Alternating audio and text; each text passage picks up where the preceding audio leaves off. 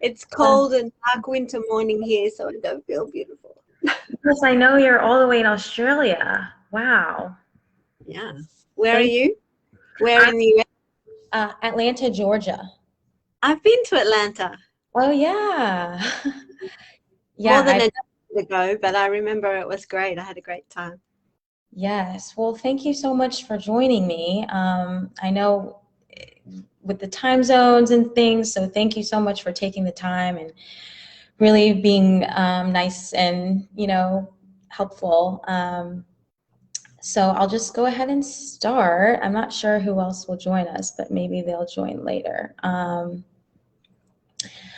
For those of you that don't know, Susy Lee is the author of Raising Kids Who Care. It is available on Amazon and Kindle, and I will provide a link below in the comments. But also, which is really exciting, we're going to be giving away a free copy of her book to the first person to DM us that just says, what you like the most about this episode or what inspired you the most.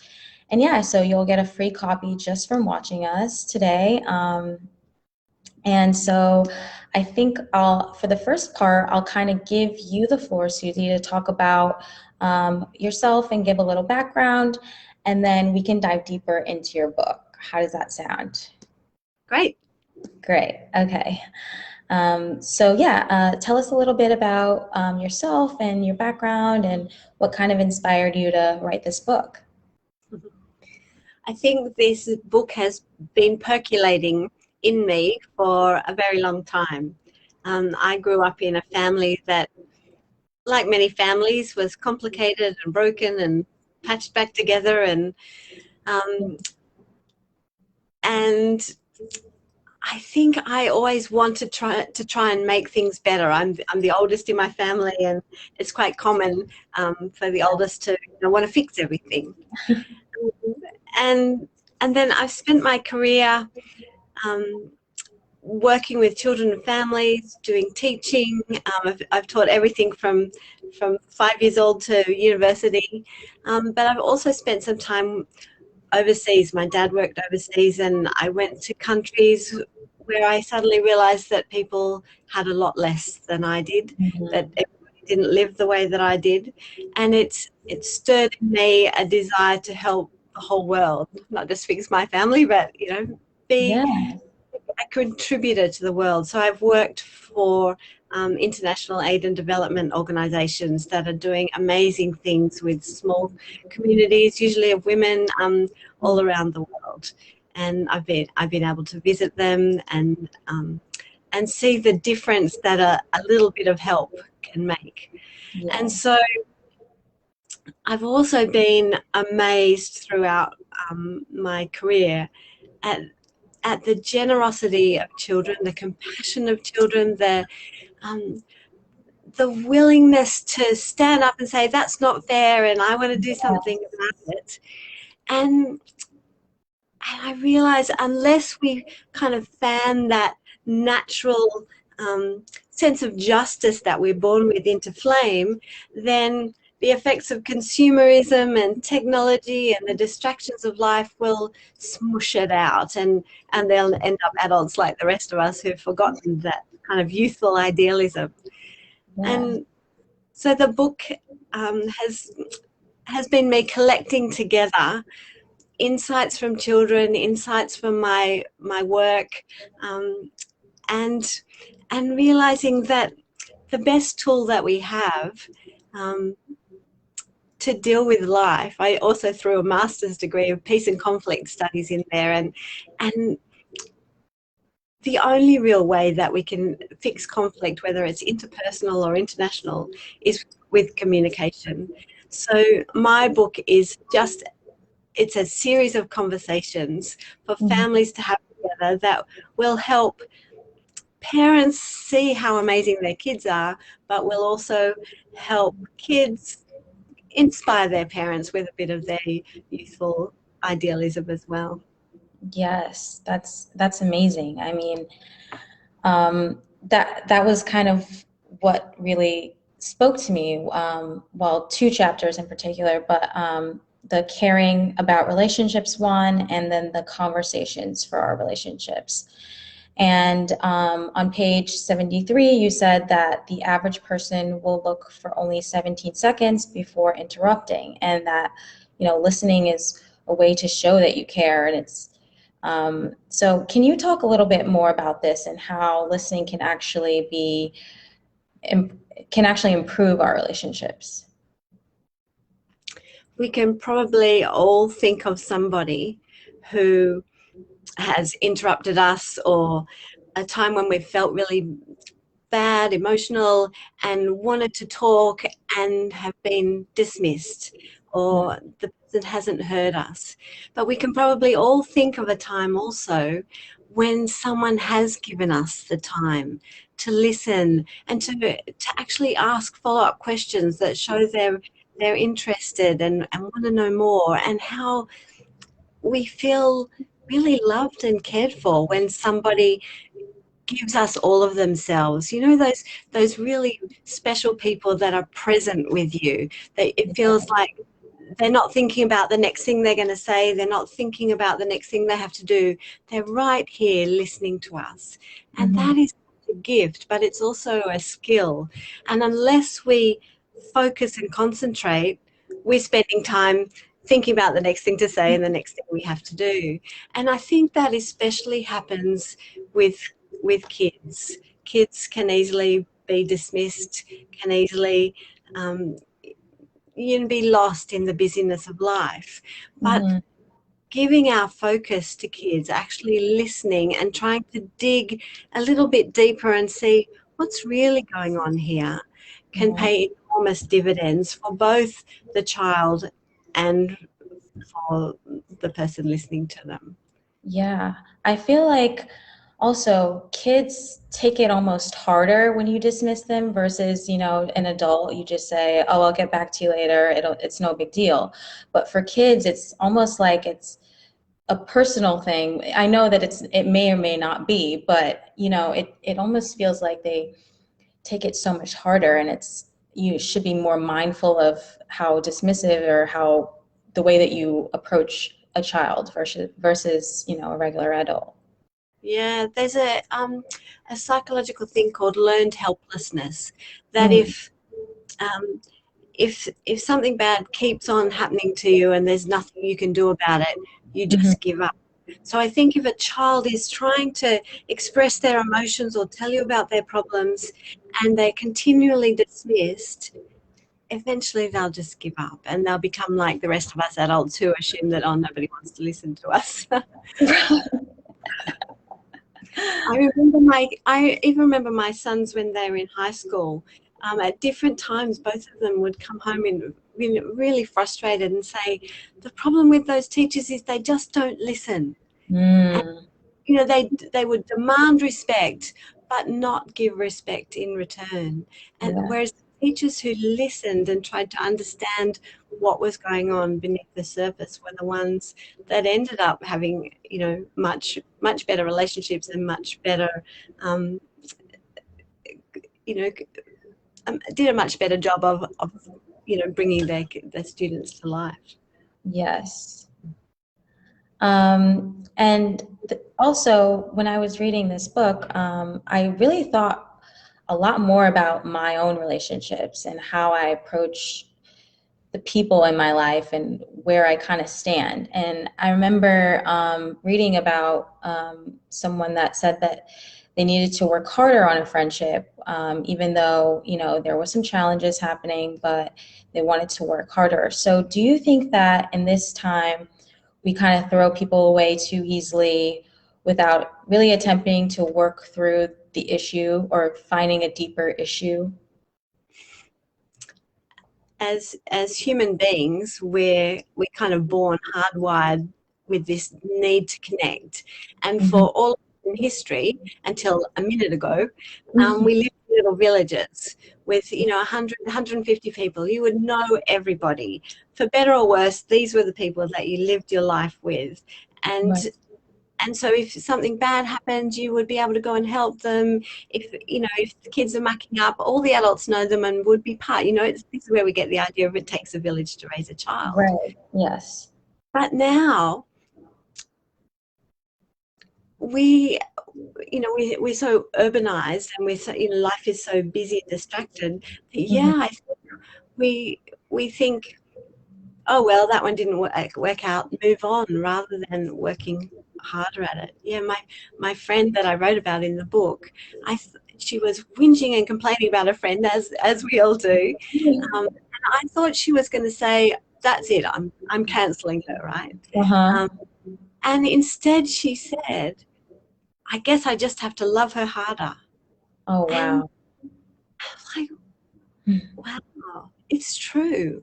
You Yeah. know, that people are quite scared of conflict in Hmm. relationships. But conflict is a natural part of life. It is always going to happen.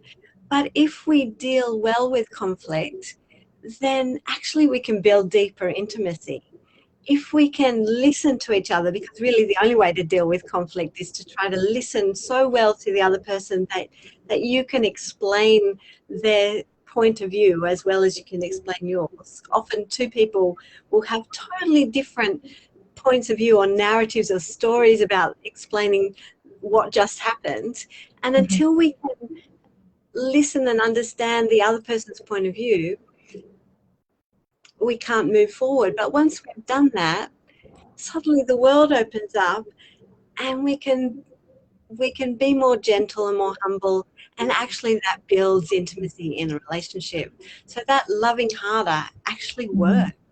Yeah, I And mean, I can see that because my personality, I'm considered, I guess, an introvert, but I don't know, I don't really identify with all of what introvert is, but part of that is I try to avoid conflict, and I just don't want to I just don't put the energy into a conflict. I just don't want to, I just get scared and I back away.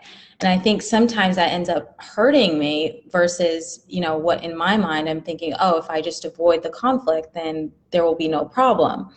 But it's like inevitable. There's always going to be, a problem with any relationship. So you have to it's how you work through it versus, just being like, okay, whatever, I don't care. mm, So yeah, I definitely get that.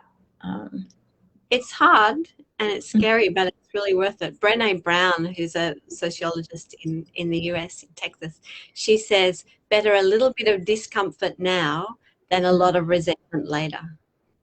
And so mm, a bit of discomfort to check in with someone saying, "Oh, are you a little bit unhappy with me at the moment, or did this just happen the way I thought it did?" A little bit yeah, of discomfort now stops you having to walk away from that relationship in the future. exactly. Yes, yes. So really, like your book is really helping me in on a deep level because I know. I got a lot of listening and things to work on. So I'm definitely excited about continuing this. Hannah, I think you are one step ahead of the most of the population if you realize, oh, this is something I should work on. Because I'll just tell you a secret. The book is not really for children. Children already get it. The book is really for adults. Yeah, I think there's something in there for everybody. Yeah, Anybody who wants to have a conversation with another human being, there's something in there for you. yes, for sure. Um, I have another question for you. Because of the pandemic, parents have had to spend more time at home with their kids. And so they're really playing two roles. They're playing the parent and the teacher or the tutor. And so how can parents kind of make this transition more seamless? I think the things we've been just talking about, Mhm. listening, like with respect, is foundational to doing this, because by just by just showing your child that you're interested in their schoolwork, in the work that they're doing, Mhm. that conveys so many messages that this is important, this is worthwhile, I believe you can do this, what you're doing is interesting, I'm enthusiastic, so you should be enthusiastic. Right. But finding that balance where you're not then taking over and coming in as I'm the authority and I'm the teacher and I'm going to tell you what to do, having that idea that um, that I can respect my child, I believe in my child, I'm their coach and supporter and the head of their fan club, rather than I have to tell them what to do. I can listen. So asking, how are you feeling about the work that you're doing? Isn't Mhm. that scaring you today? Are you feeling on top of it? You know, sometimes listening to the point where you understand the feelings and Mhm. getting them dealt with means then you can get on with managing them and getting them onto the work. So I think, yeah, just these basic listening skills actually will Yeah. really help you be a good tutor as well. Um, but in the end, it's the child's work, not your work. So Right. you're just walking beside them, Hmm. and, you know, cheering them on as they do it.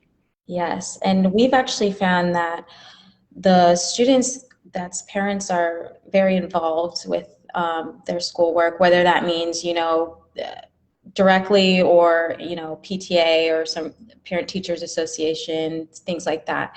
They actually do much better as the years go on versus the students that's parents weren't as involved. Mm. So yes, we've noticed that there's very big difference, and not only just for being successful in school, but also just the well-being of the child uh, as well. Well, So they go together, don't they? yeah.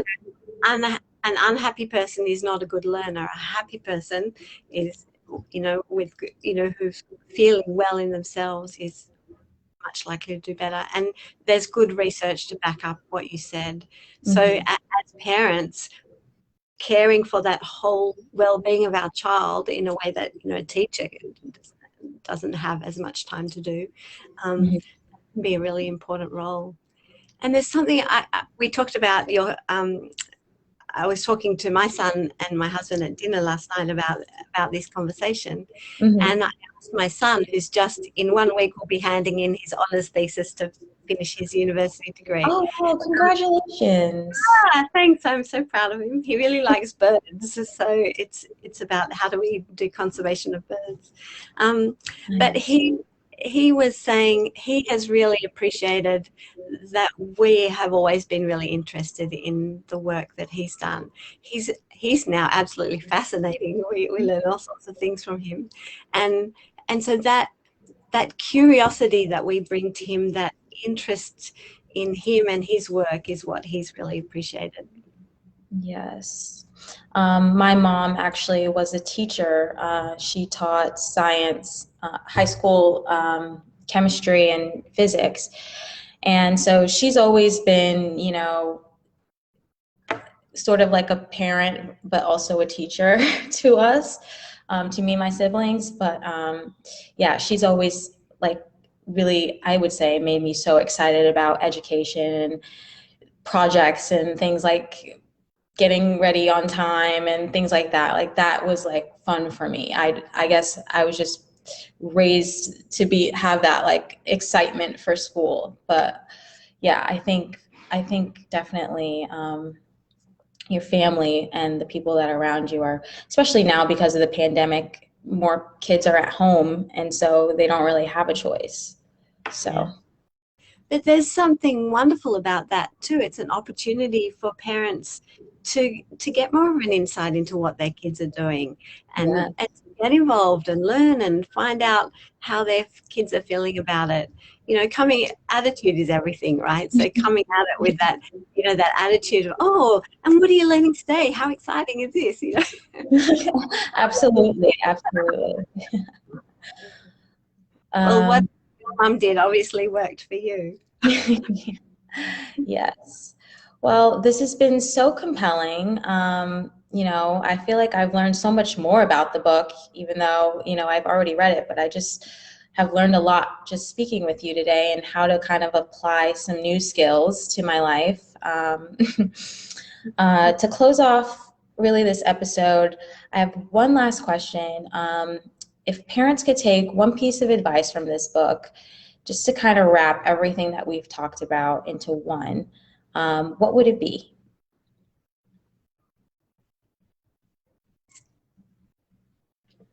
Kids rise to the level of our expectations. Oh, wow, that's amazing. Oh, I'm gonna put that, I'm gonna put that as the title probably. So believe in your kids and they'll step up and amaze you. Yes, wow. Well, that was perfect to end this off. Thank you so much for joining me again. This has been so fun, and I hope you have a great day. I know it's early for you, but it's nighttime for me. So I hope you have a great day, and thank you. Oh, thank you, Hannah. It's been an absolute pleasure.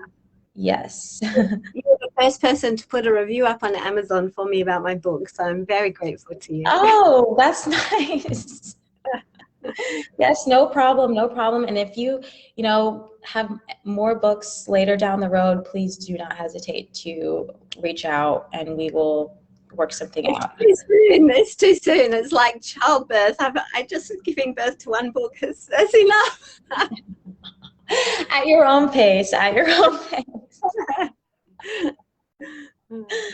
All Well, right. thank you. Bye-bye. Bye.